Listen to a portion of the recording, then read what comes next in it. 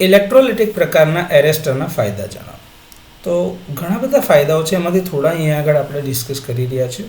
તો એ ઉચ્ચ ઉર્જા એટલે કે હાઈ એનર્જીના સર્જને અસરકારક રીતે હેન્ડલ કરી શકે છે, જે તેને પ્રારંભિક પાવર સિસ્ટમ એટલે કે અર્લી એજમાં જૂની પાવર સિસ્ટમ વખતે સુરક્ષા માટે એટલે કે પ્રોટેક્શન માટે યોગ્ય બનાવે છે.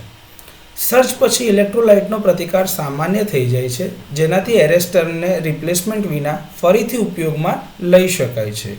આમાં કોઈપણ પ્રકારના શ્રેણી પ્રતિકાર એટલે કે સિરીઝ રેઝિસ્ટન્સની જરૂર નથી. ડિઝાઇન પ્રમાણમાં ખૂબ જ સરળ છે અને ઓછા યાંત્રિક ભાગો એટલે કે મિકેનિકલ પાર્ટની સાથે તેને ઉત્પાદન કરવાનું સરળ બનાવે છે.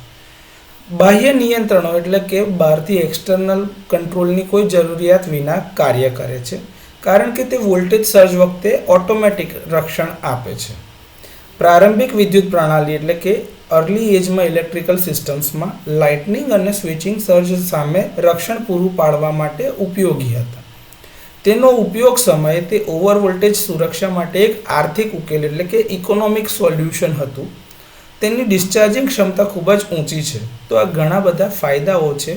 હવે આ પ્રકારના ઇલેક્ટ્રોલિટિક પ્રકારના એરેસ્ટર વપરાતા નથી, અથવા તો હશે તો ખૂબ જ ઓછા માત્રામાં અવેલેબલ હોઈ શકે છે, જેની સંભાવના ખૂબ જ ઓછી છે.